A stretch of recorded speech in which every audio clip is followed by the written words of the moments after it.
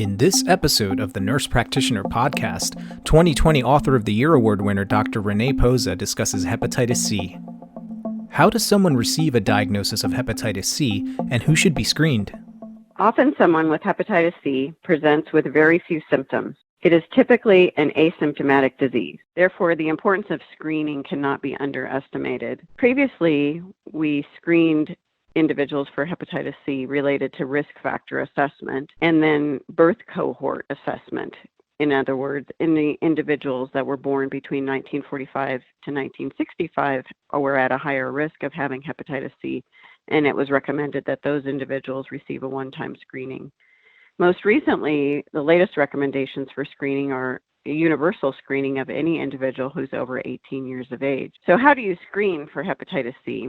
There's really two tests that you want to look for. First is a hepatitis C antibody test, and this will give you a result of positive or negative. A positive result indicates an individual who is either currently infected or has had past infection. So that's the hepatitis C antibody test. That can be done through a lab test that you order and send a patient to the lab, or there's also some more recent approved point of care testing, which can be done in your community clinics and offer a more rapid response in a result for you. For individuals that test antibody positive, you then want to go to a hepatitis C viral load, usually done through a PCR analysis, an assay, again, done by a lab test or a point of care test, and it's looking for viral load, so viral replication. Interestingly, the viral load quantitative number does not correlate or indicate disease severity. So the actual number of viral replication is not necessarily as important as what it's telling you is that this is an individual that has an active infection. Once chronic infection is identified, what are the next steps? Once you have identified a patient with hepatitis C infection, the important thing is to link them to care. So determining how they can access care, where they can access care, and really starting to discuss treatment options with them is really important. The second thing that's important to identify in the patients is their underlying liver damage.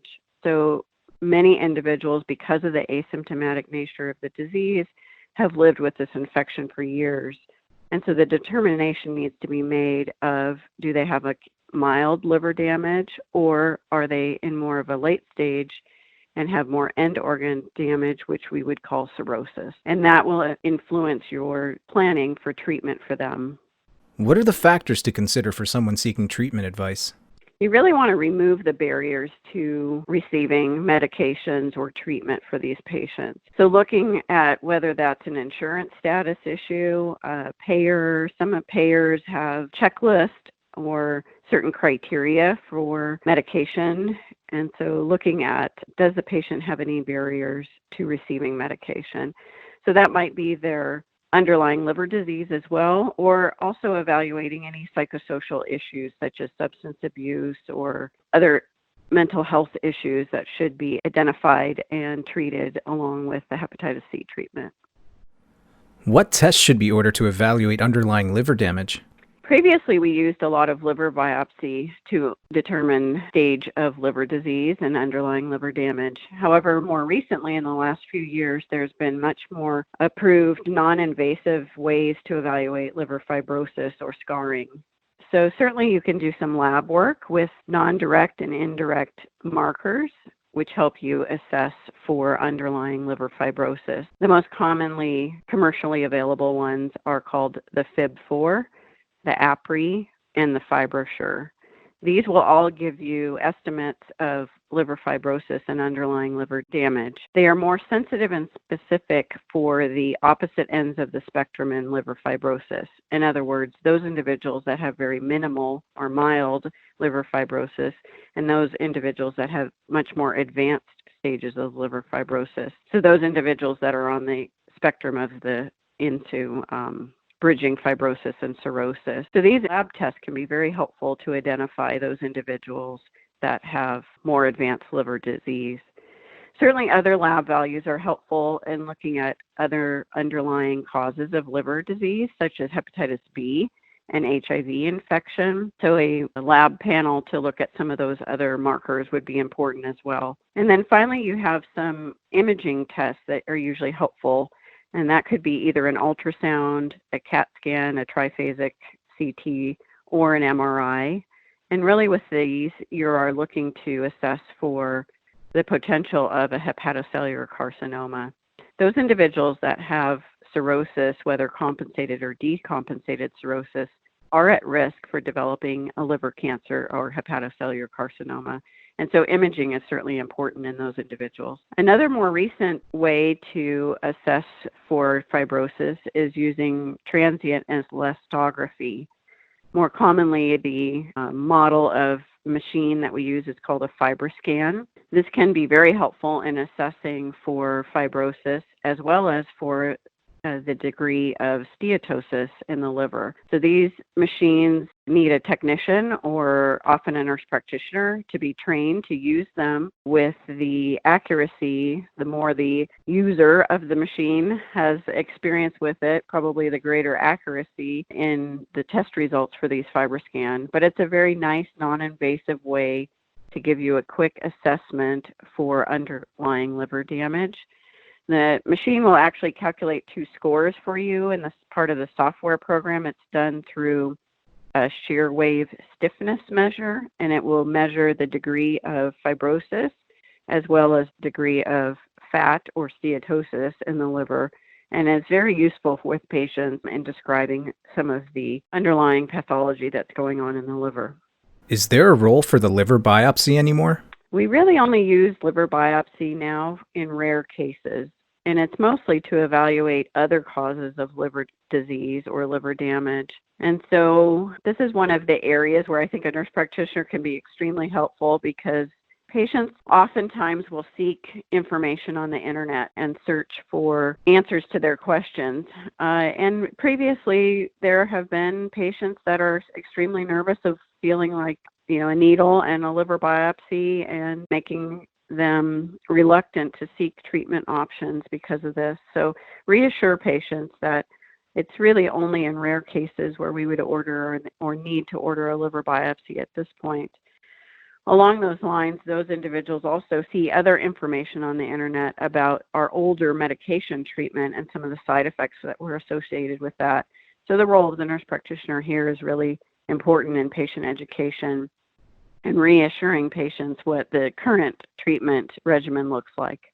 What medications are used in hepatitis C therapy, and how successful are they? The medications that we use in hepatitis C treatment are called direct-acting antivirals.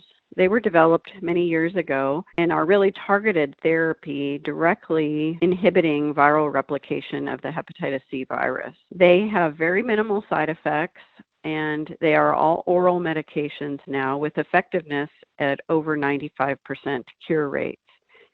The treatment regimens really contain of 2 main medications, which have combination drugs in them. Again, like I mentioned, they're an oral tablet with either a protease inhibitor, an NS5A or NS5B inhibitor, all with the mechanism of action targeting different areas of the virus that are responsible for viral replication.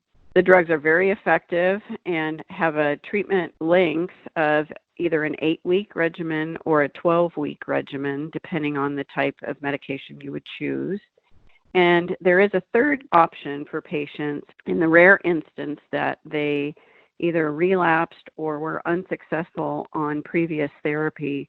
There is an option with 3 different drugs in the tablet that we reserve for those patients that have been very difficult to treat.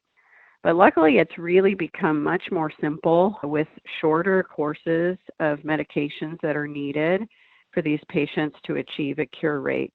So how do we define cure? Cure is really what we call a sustained virologic response, or an SVR, and this is usually identified by a viral load of negative 12 weeks after the patient has stopped taking their course of medication.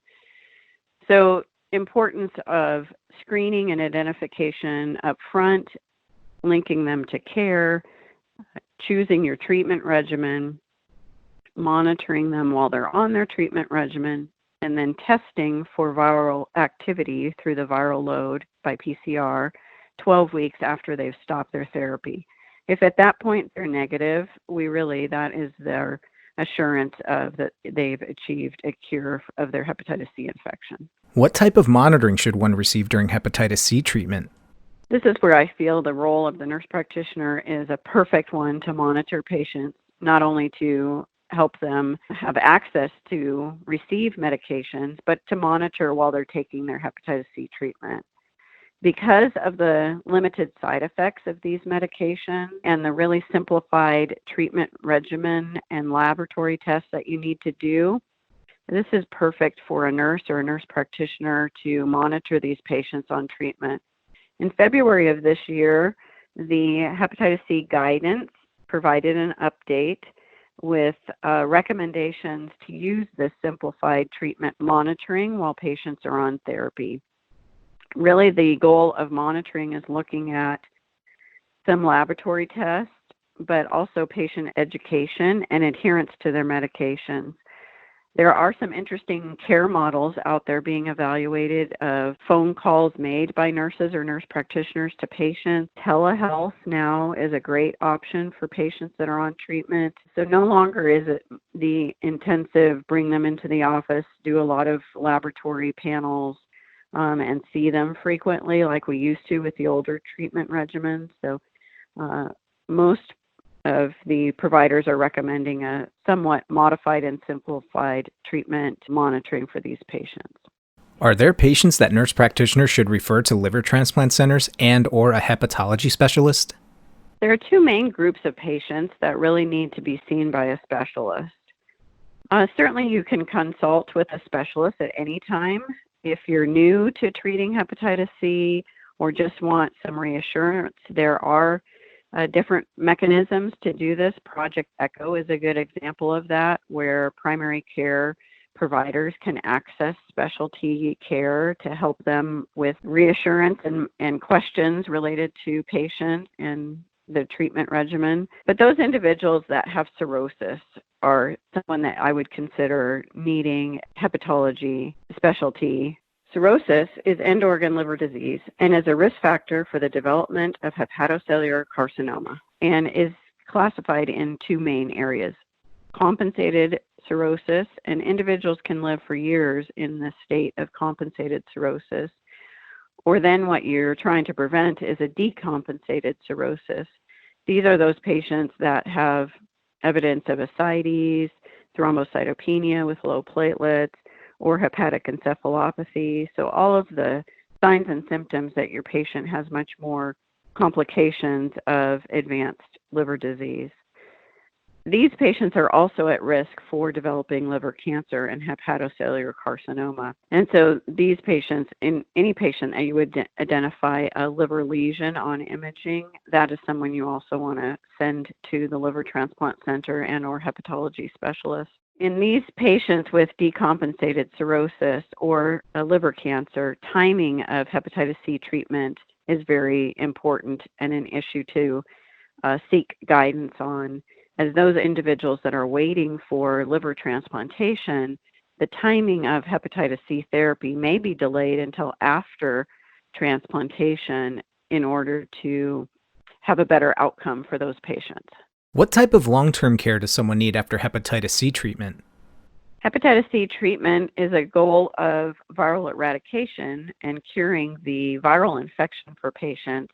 However, it's important to remember that they need somewhat of an ongoing assessment of liver damage. We do know that cirrhosis and liver fibrosis can reverse over time. It may take many years, but the assessment of this would be important to evaluate in these patients. Doesn't necessarily need to be done in the setting of a hepatology practice.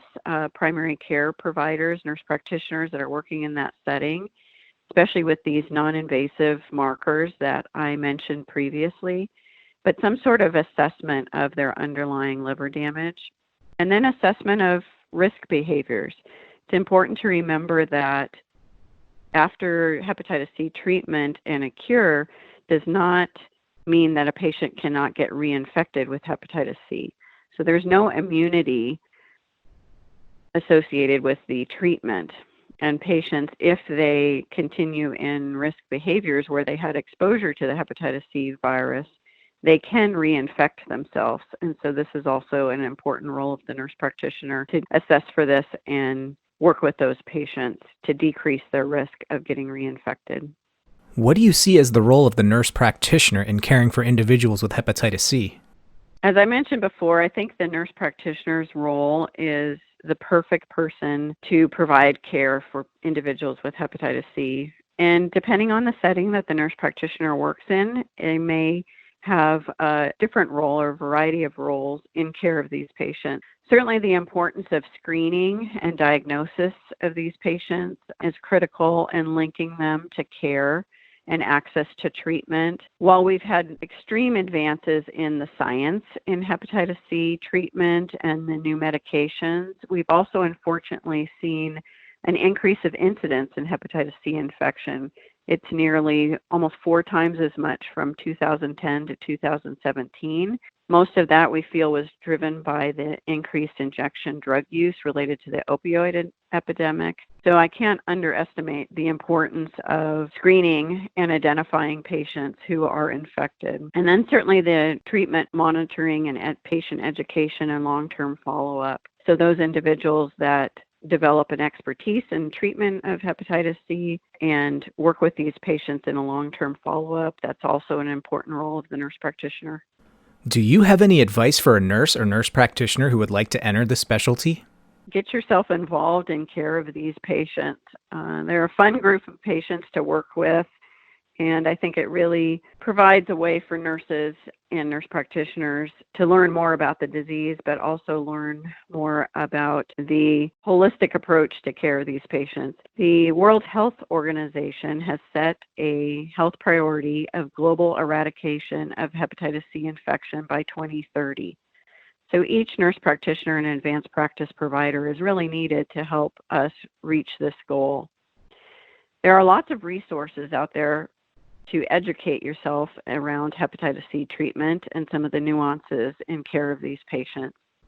The American Association of the Study of Liver Diseases is a great resource. They offer practical educational resources. The article that we wrote in this journal is a good starting place for you to get involved in and familiar with care of these, some of the needs of care of these patients. And then look for a mentor. Many nurse practitioners or PAs that are working in this area, in this specialty, you can find them in community clinics, you can find them in primary care offices, but more often you'll find them associated with a transplant center, either in a hepatology practice, maybe gastroenterology or infectious disease. But I have found all of the APPs that are working in this area are really helpful and willing to provide mentorship and guidance to you as you're interested in entering the specialty area. This podcast does not constitute medical advice and should not be taken as such, and does not replace professional judgment or advice. The ideas and viewpoints expressed in this podcast do not reflect the official position of the speakers, authors, affiliated organizations, the Nurse Practitioner Journal, or Wolters Kluwer.